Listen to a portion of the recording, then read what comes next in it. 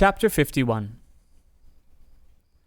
Their sister's wedding day arrived, and Jane and Elizabeth felt for her probably more than she felt for herself.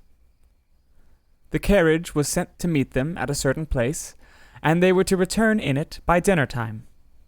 Their arrival was dreaded by the elder Miss Bennets, and Jane more especially, who gave Lydia the feelings which would have attended herself, had she been the culprit, and was wretched in the thought of what her sister must endure. They came.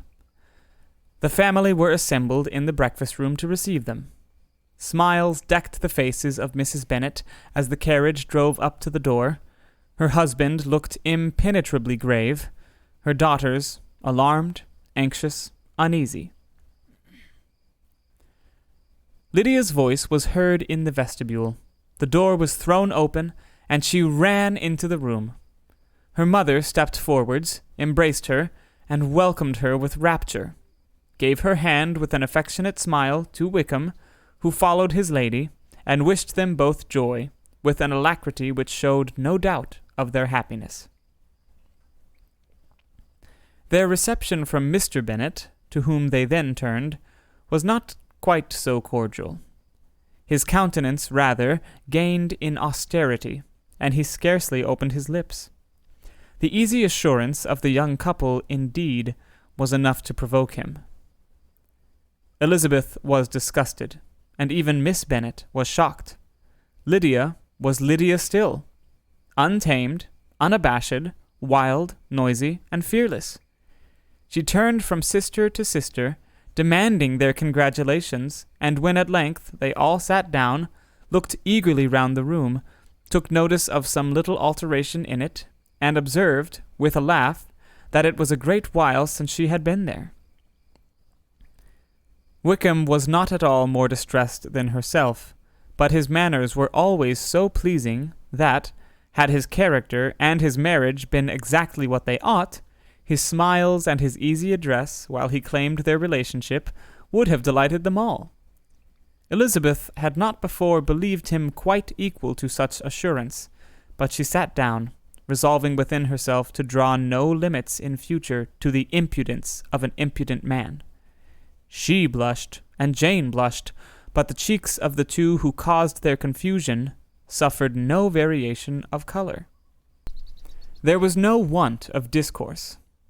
The bride and her mother could neither of them talk fast enough, and Wickham, who happened to sit near Elizabeth, began inquiring after his acquaintance in that neighborhood, with a good-humored ease, which she felt very unable to equal in her replies.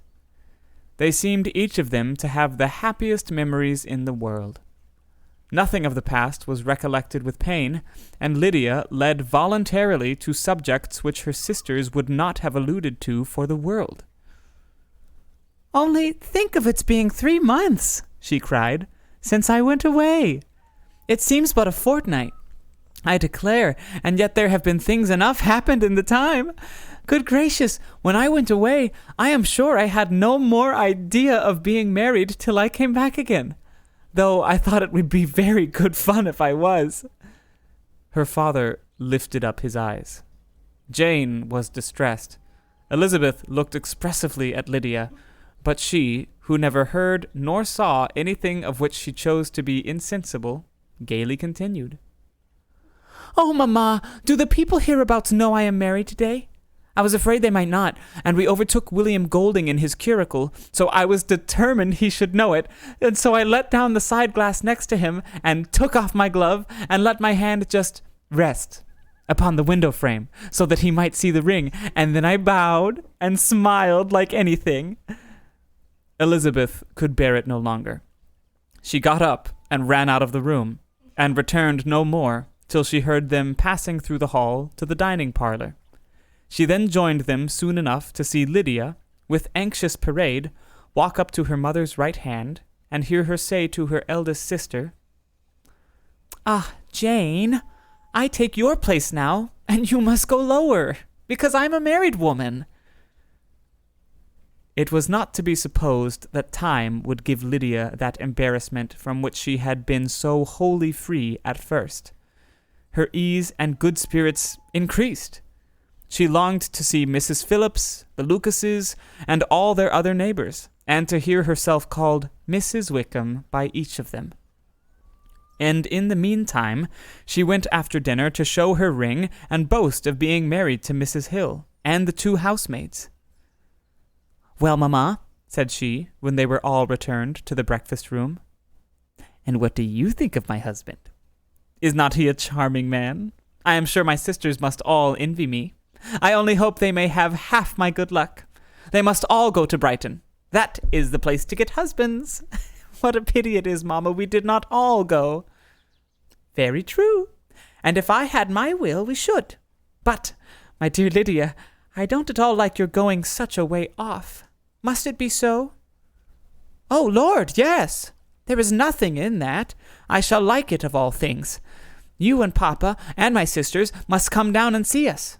We shall be at Newcastle all the winter, and I dare say there will be some balls, and I will take care to get good partners for them all." "I should like it beyond anything," said her mother. "And then, when you go away, you may leave 1 or 2 of my sisters behind you, and I dare say I shall get husbands for them before the winter is over."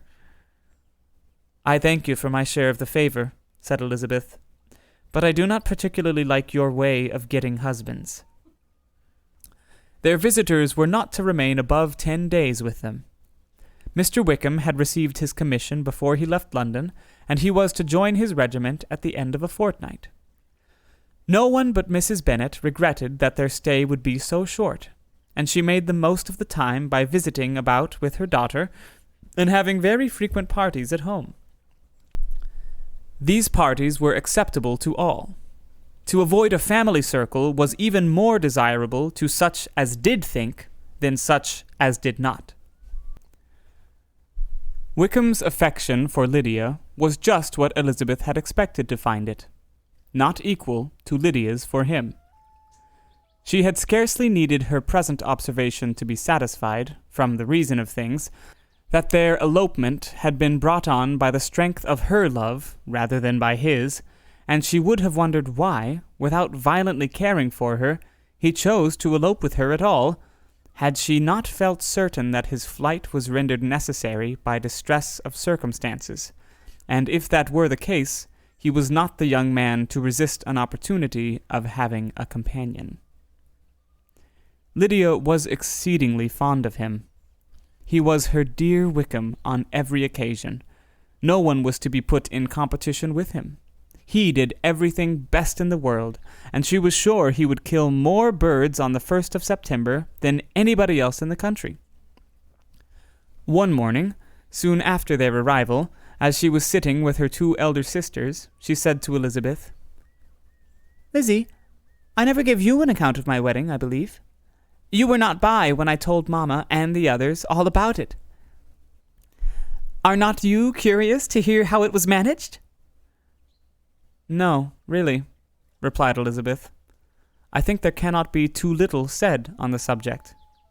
"Ah, you are so strange, but I must tell you how it went off. We were married, you know, at St. Clement's, because Wickham's lodgings were in that parish, and it was settled that we should all be there by 11 o'clock. My uncle and aunt and I were to go together, and the others were to meet us at the church. Well, Monday morning came, and I was in such a fuss. I was so afraid, you know, that something would happen to put it off, and then I should have gone quite distracted. And there was my aunt, all the time I was dressing, preaching and talking away just as if she was reading a sermon. However, I did not hear above 1 word in 10, for I was thinking, you may suppose, of my dear Wickham. I longed to know whether he would be married in his blue coat. Well, and so we breakfasted at 10, as usual. I thought it would never be over, for, by the by, you are to understand that my uncle and aunt were horrid unpleasant all the time I was with them. If you'll believe me, I did not once put my foot out of doors, though I was there a fortnight. Not one party, or scheme, or anything. To be sure, London was rather thin, but, however, the little theatre was open. Well, and so, just as the carriage came to the door, my uncle was called away upon business to that horrid man, Mr. Stone. And then, you know, when once they get together, there is no end of it. Well, I was so frightened I did not know what to do, for my uncle was to give me away, and if we were beyond the hour we could not be married all day. But luckily he came back again in 10 minutes' time, and then we all set out. However, I recollected afterwards that if he had been prevented going, the wedding need not be put off, for Mr. Darcy might have done as well." "Mr. Darcy?" repeated Elizabeth, in utter amazement. "Oh, yes. He was to come there with Wickham, you know. But, gracious me, I quite forgot. I ought not to have said a word about it. Oh, I promised them so faithfully. Oh, what will Wickham say? It was to be such a secret." "If it was to be a secret," said Jane, "say not another word on the subject. You may depend upon my seeking no further."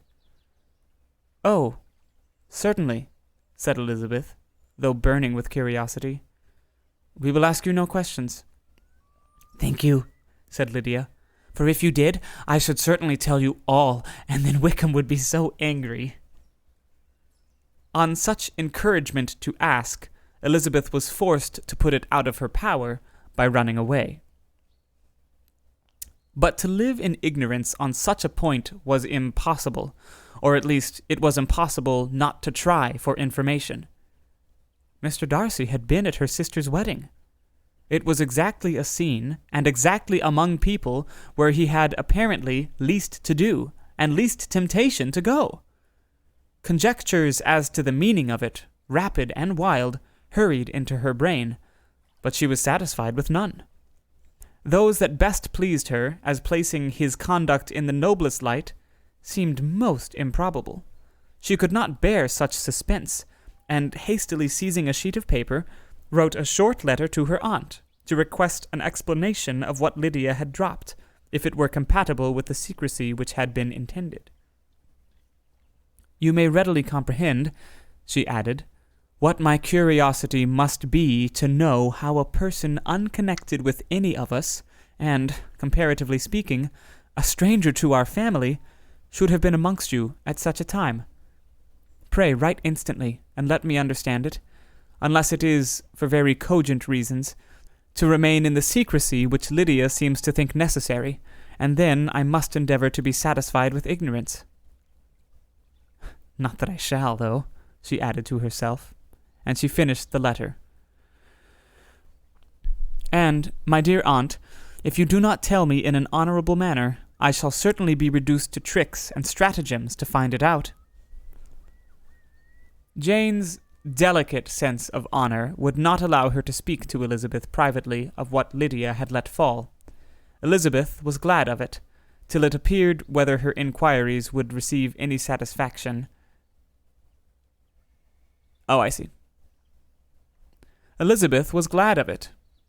Till it appeared whether her inquiries would receive any satisfaction, she had rather be without a confidant.